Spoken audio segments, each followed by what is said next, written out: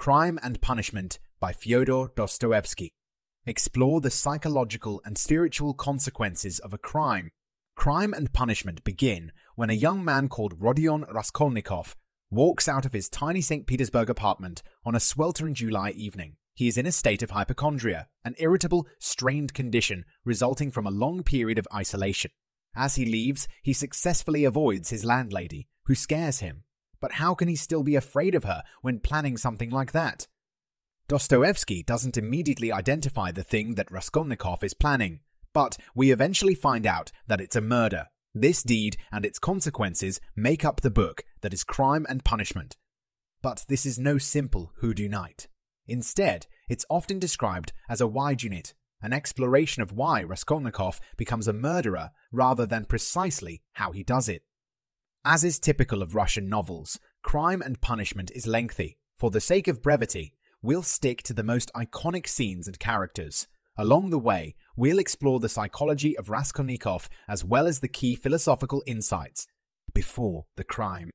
A young man with dark hair and dark eyes walks out his door in anguish. He doesn't know what to do about the thing he's been contemplating. His name is Rodion Raskolnikov, and he lives in a tiny, stiflingly hot apartment the size of a closet. Outside, it's no less oppressive. The St. Petersburg air is smelly and scorching. As Raskolnikov wanders around the city, he mutters to himself incessantly. He tells himself that mankind would be capable of anything if it weren't for cowardice. What people are most afraid of, he says, is taking a new step and uttering a new word. We don't at first learn exactly what Raskolnikov is planning, but we do discover that he's on his way to a rehearsal of it. He walks exactly 730 steps from his apartment to a huge house that's divided into tiny working-class tenements. He rings the bell of one of the apartments, that of an old woman called Alyona Ivanovna. She's diminutive and withered, about 60 years old, with a sharp nose and sharp eyes. This is the pawnbroker Raskolnikov has been dealing with for the past several months in his ill-advised attempts to make some money. As they talk, Raskolnikov studies the room, noting every object in its placement, as well as exactly how the sun will be peeking through the windows when it happens.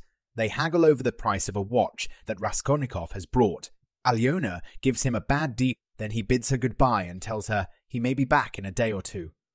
After leaving, Raskolnikov becomes erratic. He can't keep up a consistent walking pace and stops several times. Oh God, how loathsome it all is. And can I possibly? He cries.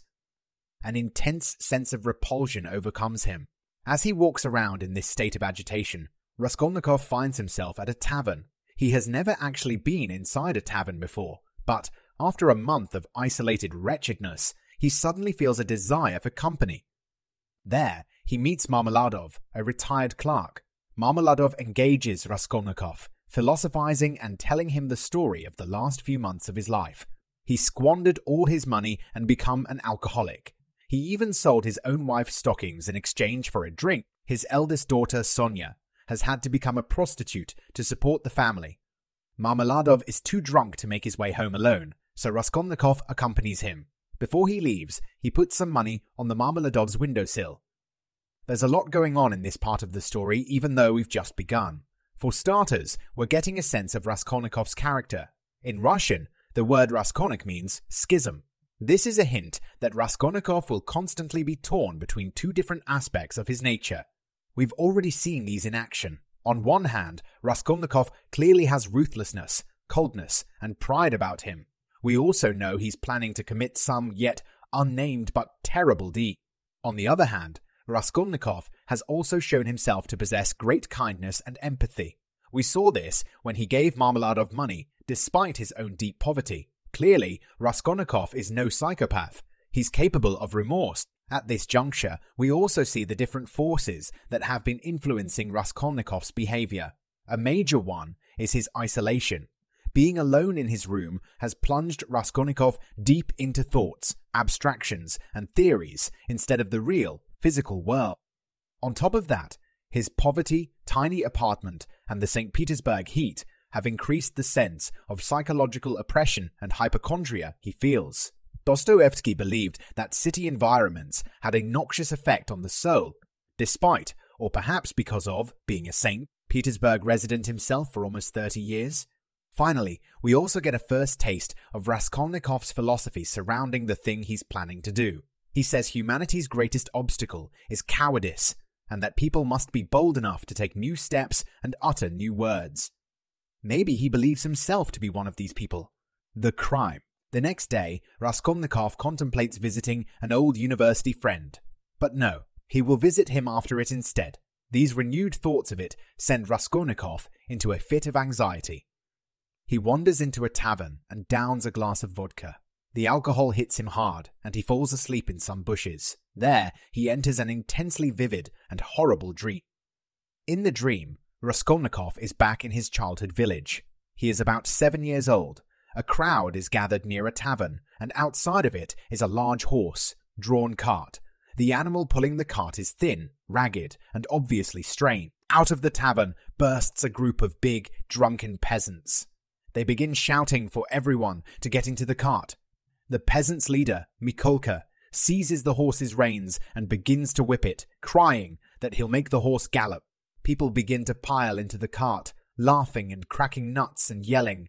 The horse tries to pull them forward, but can only struggle and gasp. Mikolka begins to beat the horse to death, first with the whip, then with other instruments. He screams that the horse is his property and he has the right to do what he wants with it.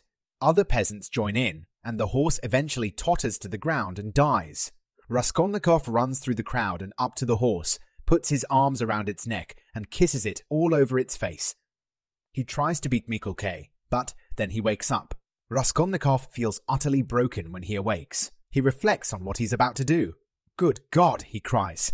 Can it be, that I shall really take an axe, that I shall strike her on the head, split her skull open?" At last, Raskolnikov has spoken directly about the deed he plans to commit. Murder. That evening, just past 6 o'clock, he descends the 13 steps leading from his apartment. Along the way, he steals an axe hanging in the building's kitchen. When he arrives at Alyona Ivanovna's apartment, his thoughts are oddly calm. He passes into the room without being invited, but gives her a silver cigarette case to examine. While her back is turned, Raskolnikov pulls the axe out, swings it with both arms, barely conscious, almost mechanically, and brings the blunt side down on her head. She falls to the floor, and Raskolnikov bashes her again and again. After the deed is done, Raskolnikov lays the axe on the ground and rummages around in her pockets. His hands trembling, though his thoughts are quite clear, he moves into the next room and begins filling up his pockets with various trinkets that Alyona had been keeping under her bed. But then he hears footsteps. They belong, it turns out, to Alyona's sister, Lizaveta. He hears Lizaveta moan. Presumably, she's seen her sister's body lying on the floor. He stays silent at first, then jumps up, grabs the axe, and runs out into the other room. Lizaveta doesn't scream, though her mouth is open. She backs away from Raskolnikov, but he rushes at her with the axe. Her mouth twitches piteously, almost like a baby's. She doesn't raise a hand to protect herself. The axe struck her head, and she falls heavily, dead. Immediately, Raskolnikov panics. He snatches up a bundle that Lizaveta had been carrying and runs out of the room. Fear is beginning to take hold of him. He hadn't expected this second murder. He begins to feel a sense of dreamy dissociation as he washes his hands and the axe in a nearby bucket of water and examines his clothing. In this section, Raskolnikov's split nature manifests itself in his dream about the horse, a particularly famous and iconic scene. Mikolka, the man whipping the horse, represents the cruel, murderous side of Raskolnikov. Meanwhile, the young Raskolnikov in the dream represents the adult Raskolnikov's compassionate, caring side. They are at war within him, pulling him in two very different directions. As for the murders themselves, what's really interesting is the contrast between Alyona's death and Lizaveta's. Alyona, the murder Raskolnikov had premeditated, is killed with her back turned. This means he doesn't have to look her in the face when he strikes her with the axe, and he can do it mechanically. The act remains impersonal. Lizaveta, on the other hand, is someone Raskolnikov never intended to kill, yet she's the one he must strike head on while she stares at him in childlike terror.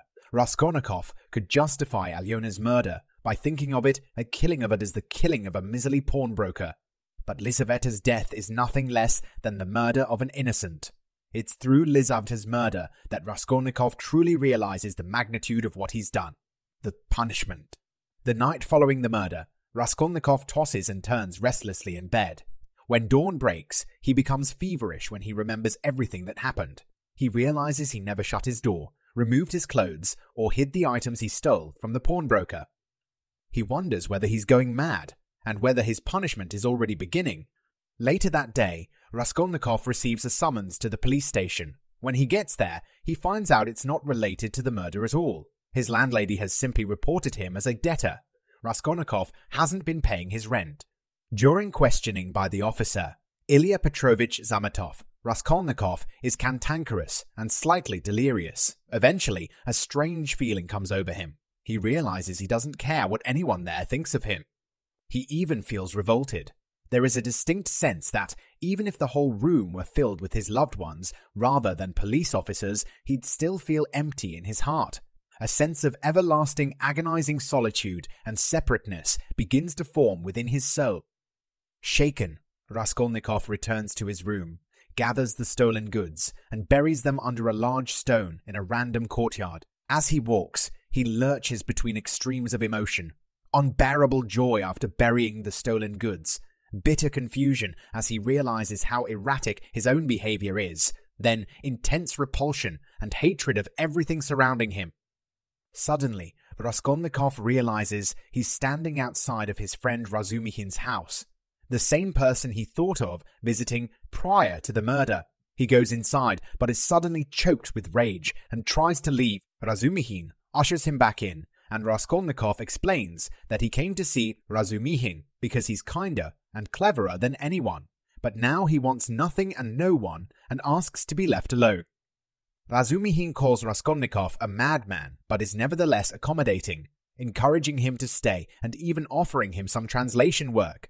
Raskolnikov accepts, walks out, then heads back inside. He returns the work to Razumihin's desk and leaves in a huff. That night, Raskolnikov falls into a deep sleep. He has nightmares that transition into a daze, long, semi-conscious delirium. In the immediate aftermath of the crime, Raskolnikov is barely able to remain conscious. He isn't sure what's real. Mentally, he already can't bear the consequences of the murder. At the police station, he's overcome with feelings of isolation and disconnection. He realizes that, by committing the murder, he has forever alienated himself from the rest of humanity. His punishment won't just be physical, it'll be psychological too. In this section, we also meet an important character, Razumihin. Razumihin's name includes the Russian word razum, which means reason. This is a heavy clue to the nature of his character. Razumihin will continue to be a source of reason throughout the novel. Raskolnikov's decision not to visit him before the murder suggests that perhaps Razumihin's presence could have dissuaded him from committing the act. From the beginning, Razumihin attempts to get Raskolnikov to engage in prosocial behavior. Outwardly, Raskolnikov resists, but in this section, we see him unconsciously being pulled toward Razumihin. It's as if part of Raskolnikov's nature hungers to be around people, to rejoin family, friends, and society. It's the counterpart to his murderous side, which has festered and grown alongside his isolation. A way out. After Raskolnikov awakens from his delirium, he leaves his apartment and begins erratically interrogating random passers-by. Eventually, he finds himself at a cafe called the Palais de Cristal. There, he encounters the head clerk of the police, Zametov. As they converse, Raskolnikov's lips twist into a mocking smile. He begins to brag and tease Zametov about the murders, claiming that he knows a lot about crime, specifically this one. He even describes, in detail, the process by which he committed the murder. This arouses Zametov's suspicions, but Raskolnikov assures him that he was really just saying how he would have done it. After leaving the Palais de Cristal, Raskolnikov winds up, almost unintentionally, at Alyona Ivanovna's apartment. He enters her room and sees two workmen redecorating it. Almost delirious, he asks them what happened to the blood on the floor. They threaten to take him to the police if he doesn't leave, but ultimately, the porter simply throws him out. Shall I go there or not? Raskolnikov wonders, thinking about turning himself into the police as he stands in the thoroughfare. At a crossroads, he looks around as if expecting an answer, but there is nothing. Then, at the end of the street, he notices a crowd. They're gathered around none other than Marmeladov, who has been run over by a horse-drawn carriage. Now, instead of going to the police station, Raskolnikov helps Marmeladov back home, where a doctor declares that Marmeladov will die. After a priest delivers Marmeladov's confession, a young woman makes her way through the crowd and into the room. She is wearing a gaudy silk dress and a straw hat with a feather, and is holding a parasol, a prostitute's attire. Under the hat peeks a timid, pale face and frightened eyes. It's Marmeladov's 18-year-old daughter, Sonia. Seeing Sonia, Marmeladov cries out, "Sonia, daughter, forgive!" She rushes to her father, and he dies in her arms. Immediately, Raskolnikov offers Marmeladov's wife, Katerina Ivanovna, a large sum of money to hold a funeral. Then he departs. Raskolnikov returns home full of self-satisfaction. He feels that his acts of kindness toward the Marmeladovs have redeemed him, or at least he tries to convince himself they have. In this section, Raskolnikov searches for various ways out of his predicament. In the beginning, he semi-confesses to Zametov, but walks back at the last second. He also returns to the scene of the crime. These are classic criminal behaviors, both expressions of guilt and a desire to be caught. But when standing at the crossroads, Raskolnikov falls short of actually deciding to go to the police station and confess. Despite not confessing, Raskolnikov is clearly seeking redemption through his behavior with the Marmeladovs. He seizes the first opportunity to do something kind and selfless, and tries to convince himself that this means he's atoned for his sin. But it will take much more than that, and deep down, Raskolnikov knows it. In this section, we also get our first real introduction to Sonia. We'll talk more about her later, but for now, just remember that Sonia's full name is Sonia's full name is Sofia, meaning wisdom. This is an indication of her role in the novel. Despite her fallen nature as a prostitute, she will ultimately be the one to lead Raskolnikov to salvation. The extraordinary man. Raskolnikov enters Porfiry Petrovich's apartment on the verge of laughter, accompanied by Razumihin. Porfiry is the head of the investigation department, and the two friends are there to request the return of Raskolnikov's pawned items from the deceased pawnbroker. Raskolnikov is purposely putting on a display of mirth as a cover for his anxiety. Porfiry Petrovich immediately shows himself to be a much more intelligent and shrewd character than the clerk Zametov. He doesn't once take his eyes off of Raskolnikov after asking him why he's there. Raskolnikov swears that Porfiry already knows the truth, that he's winking at him and toying with him. As it turns out, Porfiry has been familiar with Raskolnikov for some time. 2 months ago, he read an article Raskolnikov had published called On Crime. The most interesting part of the article, Porfiry recollects, came at the end.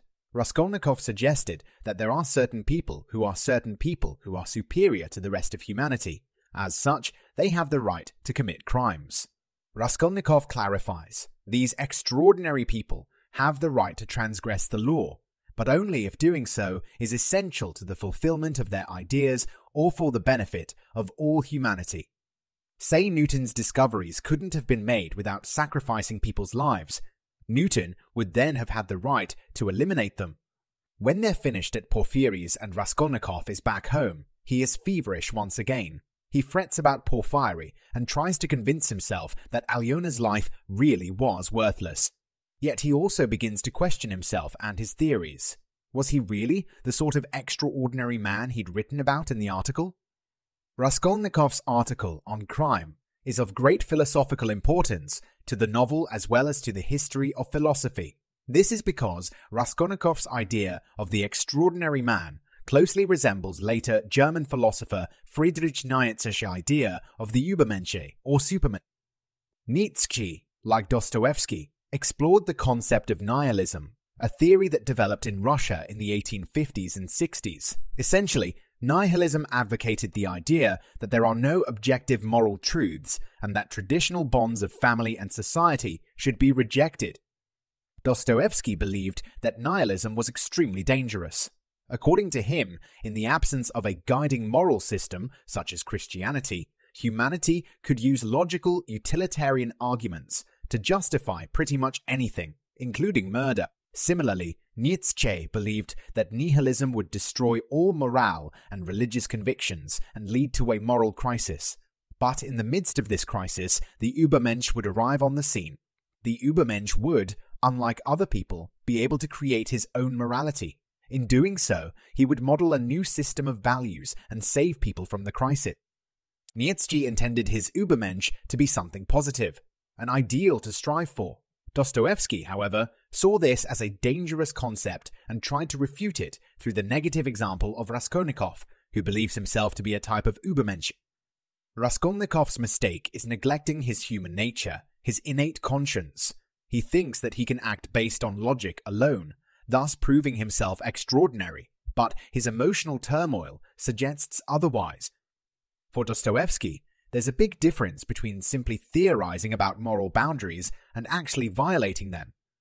The prostitute.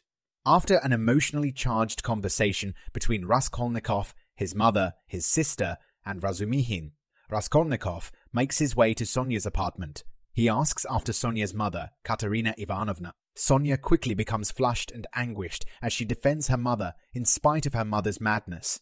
It's as if an insatiable compassion is reflected in Sonia's face. She longs to speak, to champion something. When Raskolnikov suggests that Polenka, Sonia's younger sister, will wind up as a prostitute too, Sonia cries aloud. God would not allow anything so awful, she repeats. That God will protect Polenka, clinging to her belief. She sobs when Raskolnikov says, maybe there is no God. Raskolnikov tells himself that Sonia is a religious maniac, and that this religiosity is infectious and will soon latch itself to him. Still, he takes Sonia's copy of the New Testament and demands that she read him the story of Lazarus, the man who was resurrected by Jesus. Sonia shakes as she reads. When she finishes reading, Raskolnikov tells her that he has broken ties with his family. Now Sonia is all he has, and he asks her to come away with him. He has no idea where. He just knows that they're on the same road. Sonia looks at him, not understanding anything other than the fact that Raskolnikov is terribly, infinitely unhappy. For explanation, he offers that Sonia, too, has transgressed and destroyed a life. Raskolnikov ends the meeting by telling Sonia that he may not come back tomorrow, but if he does, he will tell her who killed Lizaveta. The next day, after the funeral banquet in honor of Marmeladov, Raskolnikov visits Sonia in her room. He sits down mechanically on her bed and tells her to guess who killed Lizaveta. Take a good look, he says, feeling his heart freeze. In her face, he sees Lizaveta's, that same childish, helpless terror. The terror infects him, and an equally childish smile appears on his own face. Finally, Sonia guesses the truth.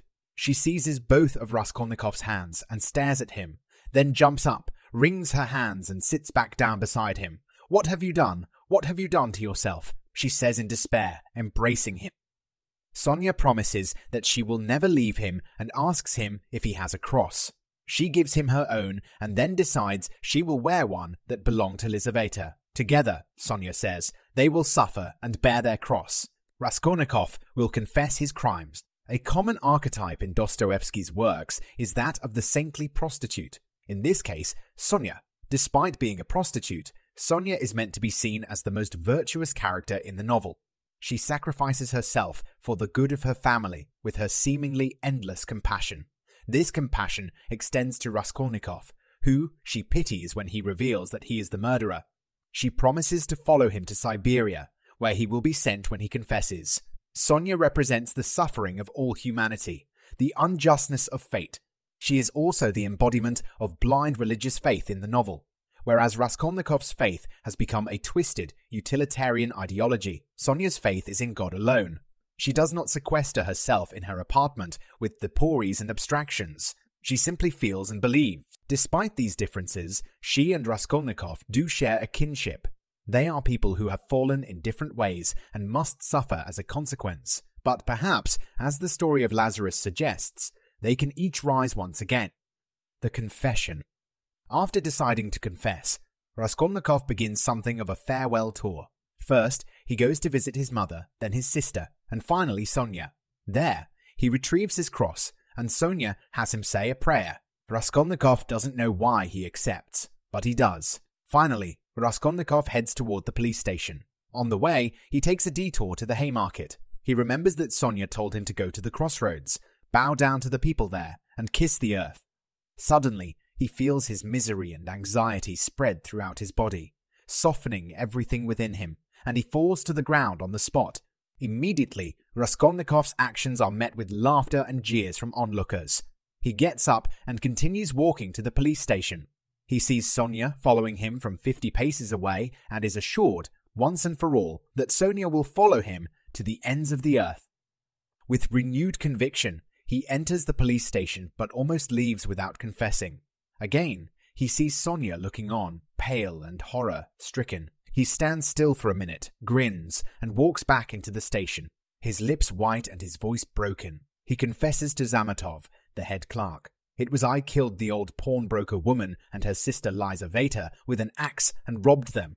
At this point, the novel fast forwards into the future to a year and a half after the murders. Raskolnikov has been imprisoned on the banks of a broad river in Siberia for 9 months. As promised, Sonia accompanied him there. Going to prison does not instantly redeem Raskolnikov, nor make him repent his crimes. At first, he still believes there is nothing wrong with what he did. In what way is his theory any more stupid than the countless others that have ever existed? His action may have been a legal breach, but it wasn't wrong per se. Throughout Raskolnikov's time in prison, Sonia repeatedly visits him outside of his window. But one warm day, they're finally able to meet outside in the yard. They sit next to each other for a few brief moments, holding hands. Suddenly, something seizes Raskolnikov, and he bursts into tears, throwing himself at her feet. She is frightened at first, but then she understands, and a light of infinite happiness sparks in her eyes. He loves her beyond everything. Their pale, thin figures stand together, sick but bright, with the dawn of a new future. The same night, Raskolnikov thinks of Sonia in a fit of ecstasy. That evening, he can't analyze anything consciously. He exits the realm of intellect and theory and enters the realm of feeling. He takes Sonia's copy of the New Testament from under his pillow. He doesn't open it, but he wonders whether Sonia's convictions are now his own. Raskolnikov doesn't know this yet, but his new life is just beginning. It won't be easy. In fact, it will come at the cost of great suffering. But, as the narrator of Crime and Punishment puts it, that's a matter for another story, not this one. For Dostoevsky, Raskolnikov can't be redeemed in God's eyes until he confesses his sin and accepts his punishment. Importantly, he has to do this not only at the police station, but also publicly to the earth itself. He has to confess to God and humanity, not just the law. When Raskolnikov gets to Siberia, the environment provides a perfect contrast to the St. Petersburg we're introduced to at the very beginning of the novel. Siberia is cold and wide open, very unlike the packed, hot, stifling city. Here, Raskolnikov's mind has a chance to break free of the thoughts that have been plaguing it. He is no longer in the isolated realm of intellect and theory, though it takes time for him to truly escape it. It's maybe because of this that Raskolnikov is finally able to accept Sonia's love. In a sudden flash, the two experience their resurrection together, their Lazarus moment. There's no lead up to this instance of divine grace and love. After this experience, as Raskolnikov thinks of Sonia, he is no longer trapped inside a logical labyrinth. His faith has been transferred from his theories onto God. It's the start of his redemption, which Dostoevsky leaves for another story, one that's never actually written.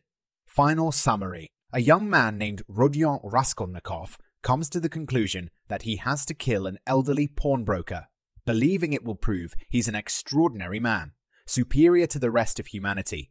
Raskolnikov murders the pawnbroker with an axe. Then, unexpectedly, the pawnbroker's sister walks in on the crime scene, and he's forced to kill her too. This crime happens within the first 100 or so pages of the novel. The remaining 600 pages are devoted to the punishment, where Raskolnikov deals with the psychological consequences of the murders, including delirium, insanity, and a profound sense of isolation. Ultimately, Raskolnikov is urged to confess to his crimes by Sonia, a virtuous prostitute. The novel ends with Raskolnikov heading to a Siberian prison and experiencing a moment of divine grace, the beginning of his redemption.